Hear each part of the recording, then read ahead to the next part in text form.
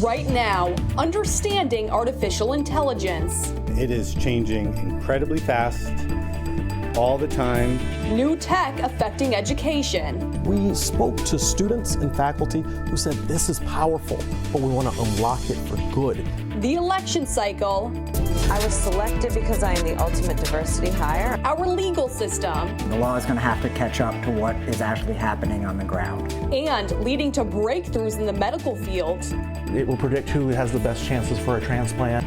This is an NBC 10 Your Voice, Your Future Town Hall. AI and you. Good evening and thanks for joining us for our conversation on artificial intelligence. I'm Tamara Sacharczyk. We see the words artificial intelligence or AI used constantly today, but what is it and how is it used? Those are among some of the questions we aim to answer tonight. Artificial intelligence, or AI, is tech that enables computers and machines to simulate human intelligence. There's basic versions, systems that are trained to focus on performing specific tasks. That include systems like Apple Siri or Amazon's Alexa tools. Alexa, let's chat. Then there's the more complex systems. Machines are taught to pull from huge amounts of data online and use that data to essentially think like a human. Think the creation of AI images that look more realistic. AI can seem scary, new emerging tech always can be, but this has been around a lot longer than you may realize. Those chatbots you use when trying to get answers through customer service on a business website, those are often AI. So is the talk-to-text feature used on many cell phones. With this tech, how do you know if the pros outweigh the cons? Is there any effort to regulate it? Tonight, we look to answer those questions and more. Our coverage begins by breaking down the building blocks of AI and how it impacts you. You'll see my one-on-one interview with an expert at Brown University who helped write the White House's AI Bill of Rights. We're also going to look into the potential dangers of AI and whether the law has caught up to potential crimes carried out using the tech. Plus, political impacts. Can elections be changed by so-called deepfake videos? And the good as well, how the technology has led to medical breakthroughs. Let's start with the AI Bill of Rights. Professor Suresh Venkata-Subramanian at Brown University, thanks for joining us today to talk about AI. Very happy to be here. So you're very well versed here. You helped write the White House's blueprint for an AI Bill of Rights. Can you start at the very beginning for us? What is one of the earliest uses of AI? Depending on how far back you go, I mean, some of the earliest uses of AI were in things like playing games. Some of the early programs back in the 60s were developed to try and play things like chess, because that was viewed as the epitome of human intelligence. And if a machine could match humans at playing games like chess, then maybe we've built something that is artificially intelligent. It's fascinating to think that it can actually stretch back that far. But yeah, when you think of those games, it is, you're playing a robot. You're not playing an actual person. So how does AI really work? What does it take to build that algorithm? There are different flavors of AI. And of course, the one that everyone talks about now is the flavor that's in things like ChatGPT and other such systems. Essentially, the modern version of AI, I would say, takes a lot of data, takes a lot of computing power. That's why GPUs are so expensive right now, to essentially build a way to predict what you want to predict from all that data. So you think of collecting all the data on all the web and using that to create something that can talk to you, that can act like a chatbot. So you spends months doing computation with thousands of GPUs, there are thousands of chips on petabytes of data. And that's what it takes nowadays to build some of the more flashy systems that we hear about in the press. How far do the capabilities of AI stretch, and are there any limitations to it, or at this point is it kind of like the sky's the limit?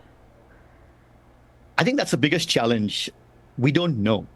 We are seeing opportunities, we're seeing possibilities, but we're not sure how reliable and consistent these systems that purport to, design new drugs or solve hard math problems or plan, a robot spot. We don't really know how well they can do what they claim to do. There are lots of flashy demos. There's lots of, examples of impressive performance.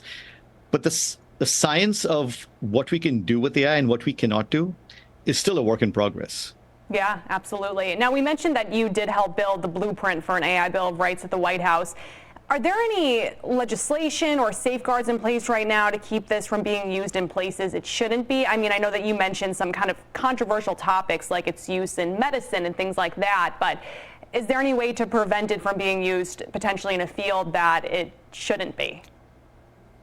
I think there's quite a lot going on right now. There are bills being proposed in Congress at the federal level. Just this past week, Senator Markey proposed a bill called the AI and Civil Rights Act that would do exactly what you're describing, protect people's civil rights in an age where more and more we're using AI in various settings.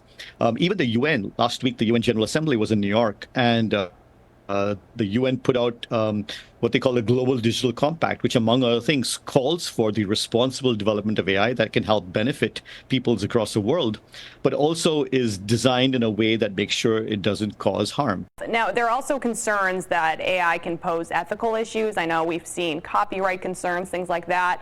Is there a way to stop that, or is that kind of like we were just talking about, the law getting ahead and catching up? I think there are many ideas for to do this. Again, it's a question of having, frankly, the will and the desire to pass the bills that are already out there waiting to be passed.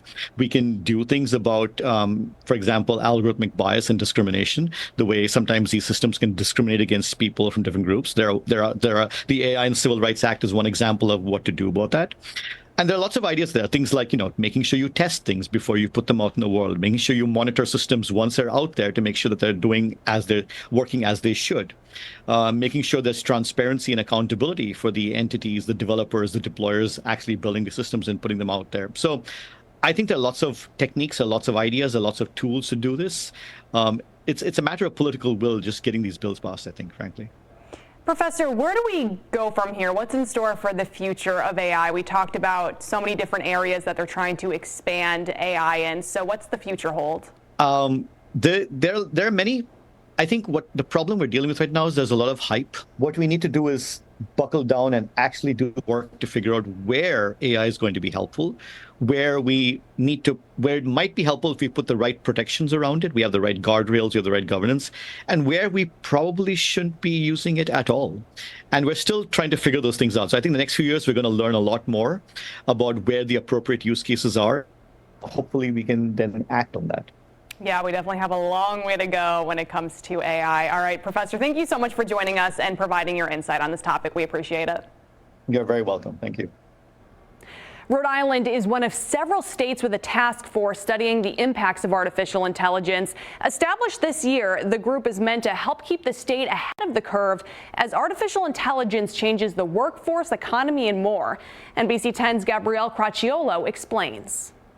AI doesn't just write essays or create digital art. It is changing incredibly fast all the time. Governor Dan McKee thinks it could help achieve his goal of raising the annual earnings of Rhode Islanders $20,000 a year by the end of the decade. AI is going to be an economic opportunity for us.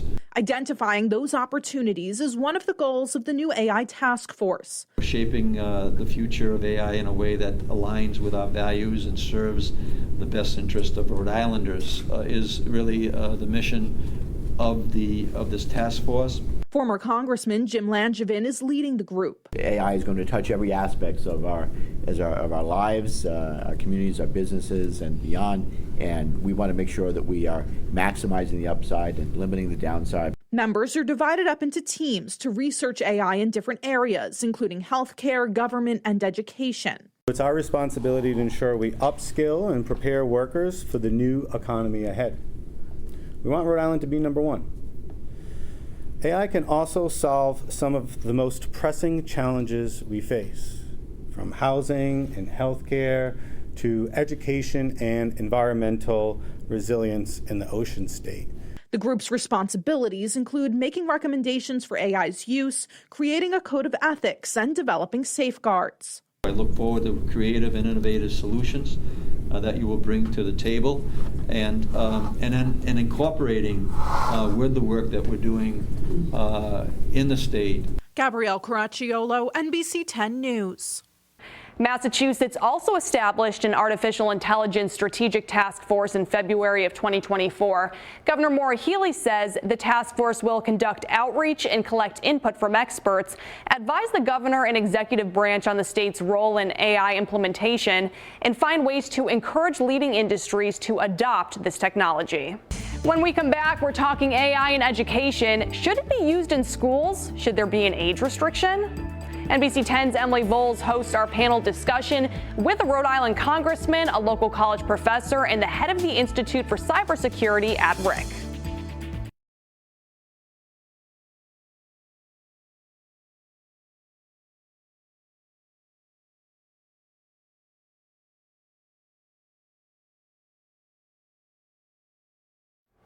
Welcome back to AI and You. When it comes to AI, there are several tools that can help you write an email or even a paper for school. Should it be allowed? Is it helping or hurting education? NBC 10's Emily Voles asks the experts. AI is a powerful new tool that can be used in a variety of ways to help students succeed in the classroom, but there are also concerns that it might help students cheat the system in a way. Today, I am joined by three men who are very familiar with AI, both the potential it has and the dangers it could introduce. We have Congressman Gabe Amo joining us, Roger Williams University professor Joseph Roberts, and former Congressman Jim Langevin. Gentlemen, thank you for joining me today. Thanks for having us. Thanks for having us. All right, so I want to start by talking about what we are seeing in the classrooms right now in southern New England. So Professor Roberts, if you don't mind talking to me a little bit about your concerns you're currently seeing in the classroom and the way students are using AI. I think one of the things we're seeing, and it's not new in a lot of ways, is that students throughout history have wanted to figure out ways to cheat the system a little bit, get ahead, make things easier. Back in the day, it was Cliff Notes, now it's AI, and we're seeing more and more students use the tool as a way of getting through assignments, not necessarily doing the work themselves, but they'll pop a question into AI and it'll spit out an answer and then turn that answer in. And we're seeing more and more of that, and it's our job as faculty to sort of figure out how to talk to them about how to use the technology without doing that as a mechanism, because it's not teaching them how to think critically. It's not teaching them how to use the tool in an appropriate and ethical way. And Congressman Amo and Congressman Langevin, I know you've recently been talking at local schools. What are you, Congressman Amo, I'll start with you. What are you hearing from local educators about this? What are their concerns when it comes to AI?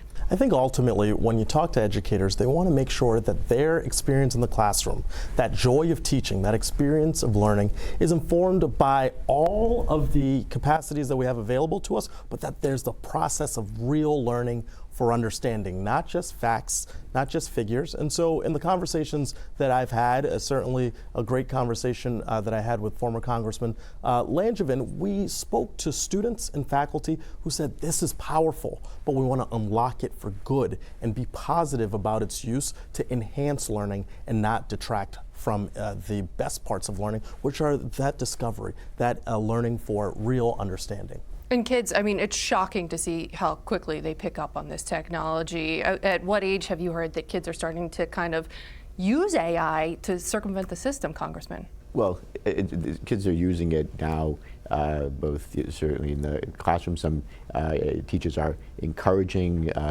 using AI, kind of experimenting with it, figuring it out. The bottom line is that students, when they graduate, will use it in the workforce. It's happening now, will happen in the future. You want them to be comfortable with and familiar with how to use the AI technology, because they will be more productive workers for sure, and more valuable worker in the workforce. Teachers right now are using it to, they're experimenting with it just like students are. The classroom is evolving, right? I mean, 25 years ago, classrooms look very different today than they did back then. Technology in the classroom, different than it was 25 years ago. So the process of incorporating AI is evolving. There's a recent study in 2023 that, in terms of cheating, it's about the same level as it was with others when things like when the internet came about and cell phones. But we want students to understand how AI works, use it productively. And by the way, in Gabe Amo's, Congressman Amo's roundtable that he convened in North Smithfield, we heard from educators who are already doing this, experimenting with it in the classroom. All right, I want to talk about, when we get back, talk about your proposal, the LIFT Act, but we do have to go to a quick break, but we'll be right back after this with more on this discussion.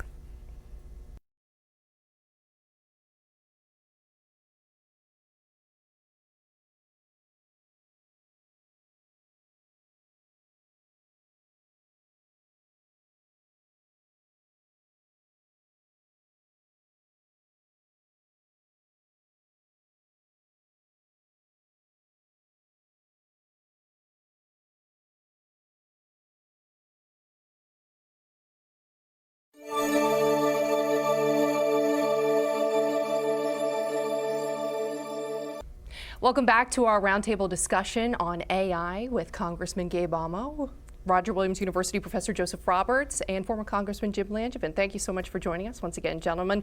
So we talked before about the fear that critical learning might be circumvented by students using AI in the classroom, but there's also a lot of potential here for them to improve their learning and be more productive and make them more marketable once they get into the workforce.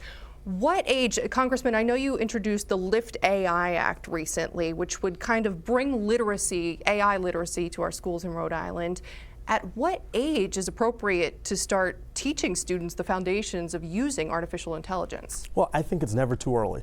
And we have to approach the emergence of AI not merely with fear, but with positivity to unlock its true potential. And so I put forward a piece of legislation called the Literacy and Future Technologies AI Act, the LIFT AI Act, that would unlock funding from the National Science Foundation to help with curricula development across the board, from kindergarten to 12th grade, because we know that AI has a presence. It is here now, and it is important that we provide the professional development for our teachers to be prepared to deploy the technology in the classroom, just like when we got the internet. Years ago, we put forward computer science for Rhode Island in this state, teaching the principles of computer science for our youngest, where they can get those building blocks to unlock the potential later in their educational lives and be able to deploy that in the workforce in the future. And that's what the LIFT AI Act does. And Professor, I know you teach political science. In what way do you think it would be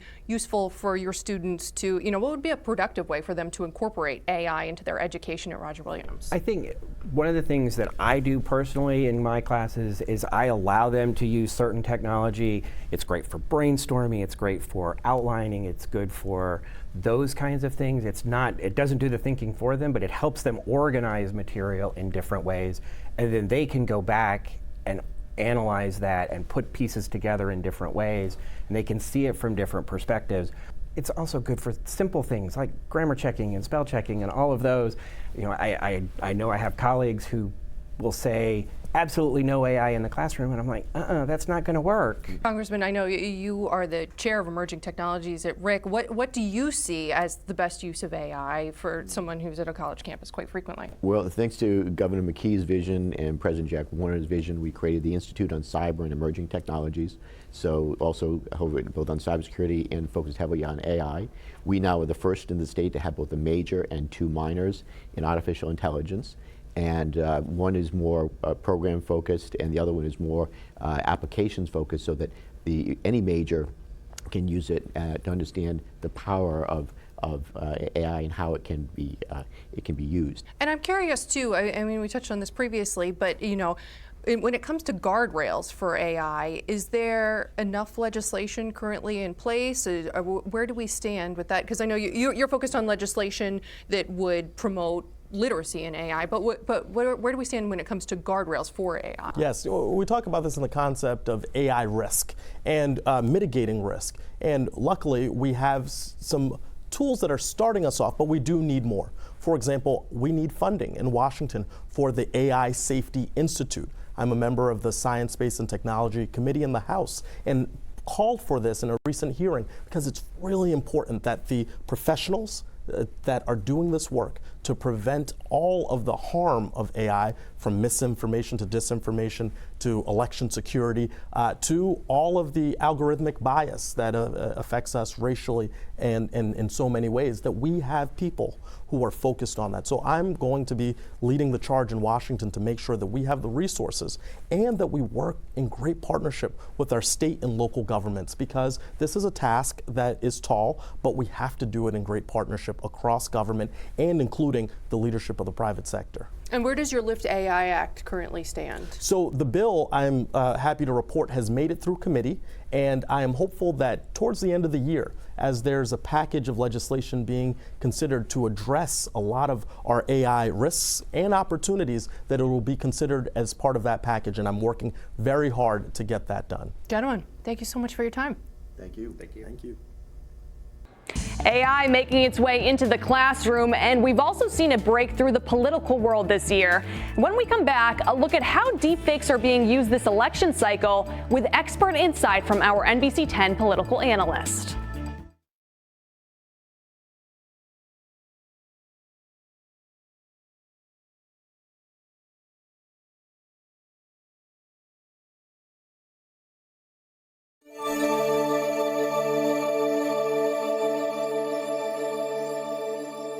It's important that you save your vote for the November election. I am the ultimate diversity hire. I'm both a woman and a person of color.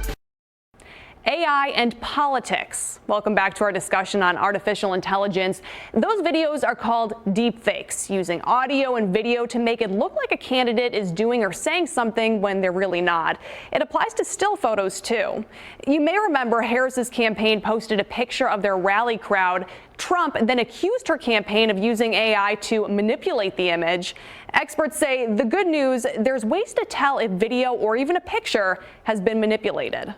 It was real because you could see the crowd from many different angles, because there's many different photographs of this, both many photos from the crowd and also photos looking into the crowd. Some of these models, they are pretty good, so they do take a little bit more investigation to try to figure it out, but there's like nothing indicated like it was AI generated at all. So there are ways to spot the fakes, but some photos and videos are easier to tell than others. There are concerns this imagery will play a role in U.S. elections and potentially even sway politics. NBC 10's Brian Crandall sat down with our political analyst Wendy Schiller to talk about it.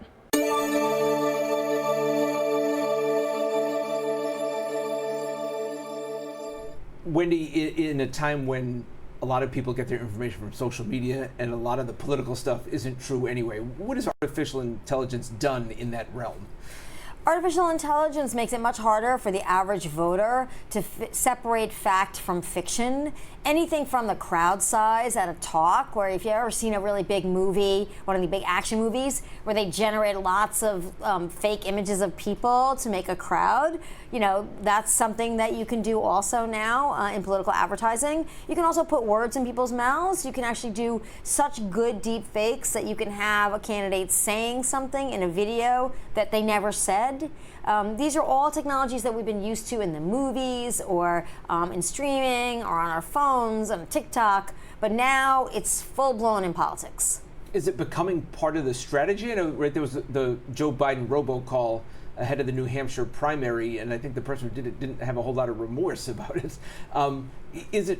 Do you think it'll be part of political strategy? Yeah, I mean, you know, now we get phone calls or we call like for service or customer service and we think, oh, we're talking to a human being, but we're not necessarily talking to a human being. It could be an AI generated bot responding to our questions. There's even commercials now that make fun of that whole process. So that can easily happen in politics. You know, even in 2000, President George W. Bush ran an ad supposedly about John McCain, but using voices. And, you know, people have been doing this for a while, but now it takes so much effort by the media and the opposition campaign to say, no, that didn't happen, because we're also not sitting in one place with other people watching and consuming this information. Americans are consuming most of their political information by themselves through their phone and not having sort of any kind of external check by discussing it with somebody or watching it together. Now they're sort of consuming it by themselves. So if you want to target people, it's much easier to do that. And it also seems we're at a time in the, last 8 or so years where what is the truth anyway and whose truth is it is such an issue in politics, where the truth gets bent. And there is truth. Yeah. I mean, there is truth. There is objective truth. There's objective science. There's objective truth. You know, things either happened or they didn't. People said things or they didn't. And those things are all still identifiable. It just takes more time to get to the truth because there isn't a commonly shared source of information. We used to have 3 networks plus PBS, and we listened to the networks. Channel 10's a network, and we'd say, okay, we're going to tune into Channel 10 and get our news. And there wasn't a lot of distraction or alternate views. So it is a much harder environment to claim something is true or happened. And the way to do that is have more people witness it at the same time, because then at least you have human beings who can say, yes, that happened, or no, that didn't happen. When people are scrolling through their phone, is there anything they should do or be on the lookout for? Or do you think people are going to want to believe what they believe anyway, kind of in this day and age? My new motto is don't like or dislike or share something that you can't verify yourself. You know, if you see something on any social media and you're tempted to share it with lots of people, try to get it to another source, make sure it's confirmed. It's not that hard to check like different news web pages or check YouTube or check TikTok, but make sure that you don't spread something that you don't know 100% actually happened or that was actually said by a candidate, whatever side of the political aisle you're on. Do you think people are believing some of the stuff that they see, you know, if it's Donald Trump and Kamala Harris holding hands or something like that, or is, you know, some of it's supposed to be in fun?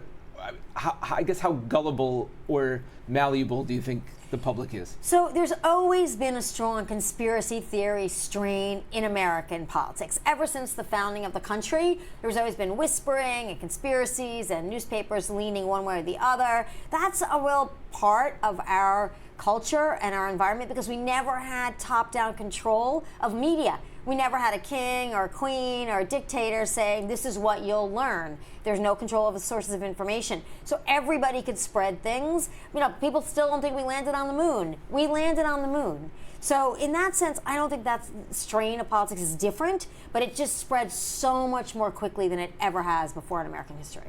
Do you think there's a good or positive use for AI in politics? I think it can save campaigns money because it can take things that, you know, if Kamala Harris has to record personal messages for phone calls to raise money, or Donald Trump, you know, now you have a whole computer system that can take things that she's already said, put them together and make them, you know, into a phone call or into an ad, and you don't have to shoot the ad again. You can just take different pieces of things and dub her in. Same with Donald Trump. So that's good for campaigns because it saves them time and money, but it's not so good for voter contact with politicians. NBC 10's Brian Crandall talked about the Biden deepfake video there. There are now questions surrounding prosecuting criminals who use AI. Has the law caught up with tech? I asked the experts.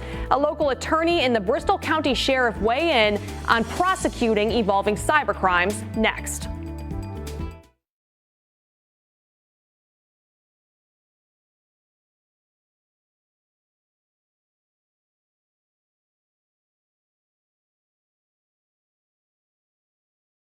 Concerns now with artificial intelligence and how it can be used for bad. Lawmakers across the country are calling on tech companies to do more to address the spread of non-consensual explicit images on their sites made using AI. Once that imagery is online, it can be incredibly difficult to get it back. The National Center for Missing and Exploited Children started its Take It Down program in December of 2022 after speaking with victims of online child pornography and their families. They want to be able to anonymously report and get the content down. The Take It Down program does just that. But John Sheehan says the prevalence of artificial intelligence creating non-consensual nude images is presenting new challenges. Individuals can take imagery of an individual, whether that be a minor or an adult, can run it through what's often referred to as a nudify app. So you could take a clothed image, turn it into a nude or pornographic image, and distribute it online. In January, Taylor Swift was the subject of headlines when AI generated explicit images of her that started circulating online. Not just mega superstars can fall victim. Anna McAdam's daughter, Elliston Berry, was just 14 when she became a target of non-consensual imagery using AI by a classmate. It really put her in a shell for a while. I mean, she was scared and afraid to approach people, which is just not my child. They struggle to get accountability through the school district and law enforcement, and are also fighting for regulations on explicit AI images. As of last summer, 9 states have passed laws that prohibit the creation or sharing of non-consensual AI-generated images. But it's not just sextortion we have to worry about. Criminals are using AI to enhance long-standing scams. In Germany, there was a company that was the victim of a cyber attack using deepfake technology. They went online, went on YouTube actually, and got audio of the CEO. And they used that audio with artificial intelligence to place a phone call to one of their subsidiaries in England and convince them to send a couple of $100,000 to scammers. Sex crimes, theft, grandparent scams, AI is making all of it harder to keep at bay. Has the law caught up with crimes that utilize AI, and what needs to change to help the legal system stay ahead? I sat down with a local attorney and the Bristol County Sheriff to get their input. Here with me today, we have attorney Austin Dana and Bristol County Sheriff Paul Heroux. Thank you so much for being here with us today. So we, of course, are seeing more crimes that use artificial intelligence. We've seen sextortion, where people's faces are then put onto the faces of other people, photoshopped into naked photos, and it looks like it's them. Obviously, that's a big problem. AI has also been used to make fake websites look real. So we want to talk about kind of the implications here and how you prosecute these criminals behind these crimes. So Sheriff Heroux, let's start with this. Is it more difficult to track down criminals that use AI, or do law enforcement now also use it? Oh no, well, both are true statements. It is more difficult for law enforcement to track people, but in the sheriff's office in the jail I run in Bristol County, Massachusetts, we're using AI to screen some of the calls that inmates are making outside of the jail and some of the messages, because a lot of times they're committing crimes using the tablets in the phone system. So an AI assists with that. We also have human analysts listening in on that as well. So we use AI to assist with our investigations inside the jail. Very interesting. Has that helped you guys prevent crime so far? Oh yeah. And when the inmates are talking on the phone and when they are sending each other text messages, we tell them that we're screening their messages and their calls, yet they still do it. And so, but the AI does help just because of the sheer volume. We have 700 inmates, and so the sheer volume of calls, it's in the hundreds of thousands. And we couldn't possibly do it with just human analysts alone. And do you have people in the jail right now that were arrested for AI-based crimes? Cyber crimes, generally speaking, yeah. We have, I think, about 8 people in right now on child pornography-related crimes. Then there's some other credit card crime associated, but sometimes they use AI for that. But our criminals locally are not using it as much as you might get it in like overseas or in bigger cities and more populated states.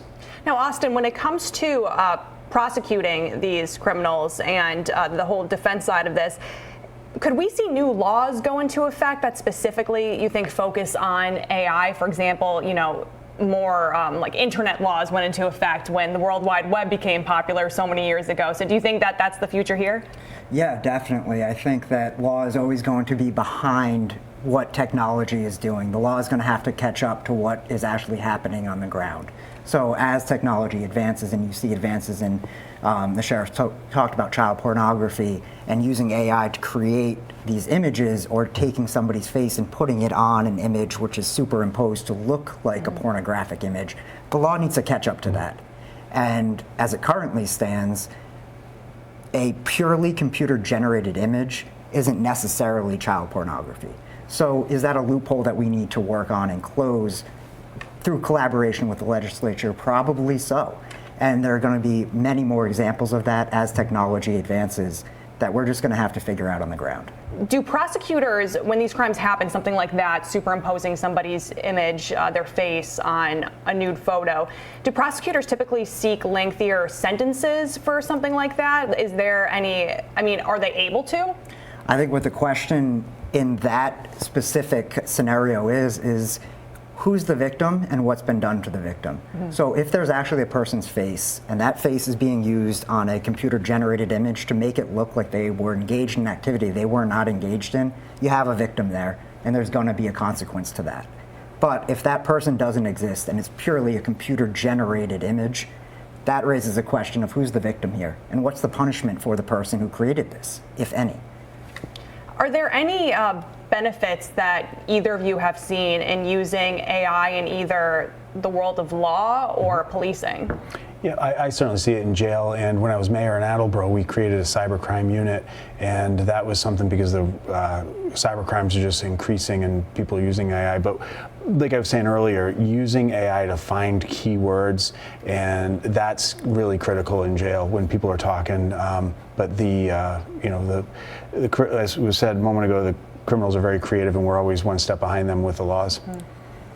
And from an attorney standpoint, AI is being used on a large scale to process a lot of data. So as an attorney, you get a lot of data in response to discovery requests or investigations that somebody would previously have sat at a computer and scanned through. Similarly to what's being done at the Bristol County Sheriff's Office, you can now search key terms. You can have AI generate a summary of what is there. Now that doesn't replace the person who has to oversee the AI. It can never be a replacement. A human always has to be watching. But you can move things along much more effectively when you have the AI tool at your disposal. Is there, I know when a lot of people think of, AI or just new technology in general, there's also ethics concerns that arise. In both of your industries, I'd assume that there's some concern here? Definitely. Yeah. From an attorney standpoint, there are ethical concerns about confidentiality.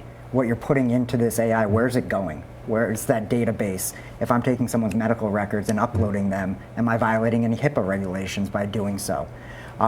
So there are ethical concerns on that level. And then again, the oversight of the AI. There have been attorneys who have plugged into AI, write me a legal argument, which then they bring to a judge, and the AI has generated fake cases. And they're bringing those into court and saying, hey, look, the precedent says this, and there's no such precedent out there. That's a huge ethical violation. So using it as a tool, yes, but using it responsibly as a tool. The main thing is making sure that you're double checking it. It's a great jumping off point. If I need a rule of evidence or I need a case site, I can ask the AI for that information, but then I need to do a double check and make sure that it's not hallucinating something or giving me something that's just totally incorrect. So I think the oversight is really the way that you check it. How long do either of you think it's going to take for the rest of the world to catch up to technology, to catch up to AI? I think it's going to be evolving over the course of time. It's going to be a race. AI is going to evolve and get more sophisticated over the course of time, and laws are going to have to catch up and keep evolving along with those. And it's not going to be a deadline-based process. It's just going to always be catching up. Yeah, I totally agree with that concept because there's always going to be a next level of AI coming down the road, and we're always going to be trying to play catch up. And the technology seems to be advancing exponentially. So we may fall even further behind, but using it for good and then also knowing that it can be used for bad things and counterbalancing those two with a rational oversight of it, I think is the most important thing here. All right, I'll let you two have the final word. AI, a good or bad thing for the world? I think overall it's a good thing as long as we understand what's going into it. We understand that it can be biased depending on what is being put into it. And we use our minds and our rational thought to oversee what's being spit out there.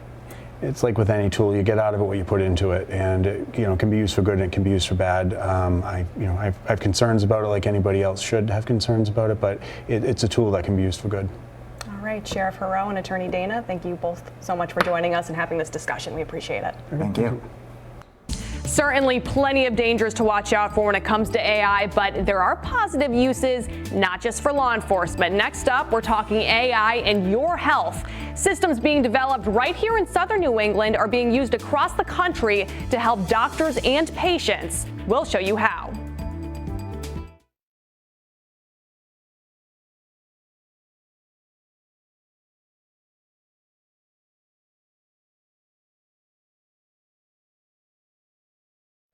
Artificial intelligence in your health. Most Americans believe there are positive and negative uses for the technology in the health field. One use, software that helps doctors dictate notes. 24 physicians recently took part in a 2-month pilot program using AI. One doctor said removing administrative tasks saved him nearly 30 minutes a day and allowed him to connect with his patients. I quickly felt like the technology was filling in those roles that didn't require medical decision making, and I was focusing more on the medical decision making. A survey commissioned by Ohio State University found 3/4 of Americans believe using AI to reduce human error is important. 71% would like it to reduce wait times. 70% are comfortable with AI taking notes during an appointment. And 2/3 believe AI should improve work-life balance for providers. There are a lot of local health agencies starting to incorporate AI as well, and it's being used for some pretty impressive medical breakthroughs. Health Check 10's Barbara Morse joins us, and Barb, you have a few examples of this. Hey, Tammy, I do, starting with those ever-complicated medical consent forms. They're normally full of legalese and medical language none of us understands, but it's oh so important in a patient's care. These forms can be very long and tedious. Some of these decisions are life and death decisions, and it can be really overwhelming for patients.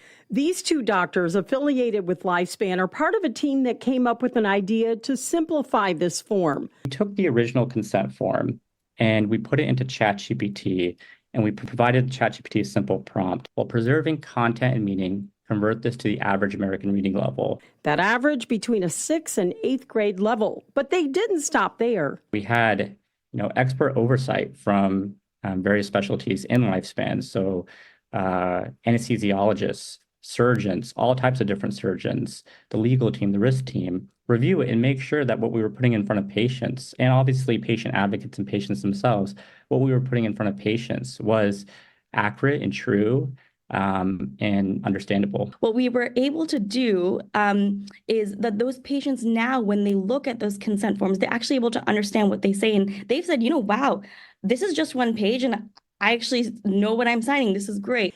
Since this new form was developed earlier this year, other institutions around the country have shown interest in this blueprint. A win-win for both the doctor and the patient. Hey, another way AI is being used in the medical field is by improving quality of life. For a Rhode Island girl, it gave her a voice again. Illness, an aggressive brain tumor, took her voice away. Hi, can I get a grande iced brown sugar? OpenAI technology helped bring 21-year-old Lexi Bogan's voice back. Not a real one, but a voice clone generated by AI that she can summon on a phone app. You can chop up cucumbers and put this in here. Trained on a 15-second time capsule of her teenage voice, sourced from a cooking demonstration video she recorded in a high school project, her synthetic but remarkably real-sounding AI voice can now say almost anything she wants. It was amazing to have, like, a little pen in the back pocket that you can just pull out and have it talk. Lexi now uses the app about 40 times a day when she's shopping or ordering something in the drive-thru. Bogan's doctors have started cloning the voices of other willing Rhode Island patients and are looking to bring this technology to hospitals around the world. And AI doesn't stop there. A Rhode Island-based company is making it possible for doctors to make better decisions for its patients with chronic illnesses. I got my PhD in healthcare, and back then we didn't have big data. I was like, why don't we use data to make better medical decisions? DeLorean AI, hatched from a 20-year-old idea, is now available to millions across the country, predicting the future, including at more than 240 innovative renal care centers nationwide. We process 52 million patients, 40 million of those twice a day. This is not just a snapshot of a patient, it's the entire medical record. It's clinical, it's blood work, it's hospitalization records, it's electronic medical records, it's claims. In the case of those on dialysis, it will predict who has the best chances for a transplant, and we can give you the time frame of the prediction, what the probability of the prediction, and then what's the next best action for the physician, for the nurse, for the patient themselves, or their family to take to get this individual better, stable, or prevent them from going to the hospital. DeLorean AI even tracks the results, seeing hospitalization rates come down by 25%, even beyond kidney care. There are applications such as predicting when a patient might have a heart attack within 3 weeks with over 90% accuracy. Some amazing stuff going on. I'm Health Check 10 reporter Barbara Morse. AI, a good or bad thing for the world? I think overall it's a good thing as long as we understand what's going into it. I have concerns about it like anybody else should have concerns about it, but it's a tool that can be used for good. It's not going to be something we put back in the bottle, right? It's here and it's going to stay. AI is the future, but the future is now. There's a very good chance that AI will do a lot of very good things. There's also a small probability or possibility that it could do some really bad things. The sentiment here, artificial intelligence not going anywhere, and that means we need to consider how to regulate it. Without guardrails, our world can be changed without anyone knowing that the things they're seeing may not be real. For NBC 10 News, I'm Tamara Sacharczyk.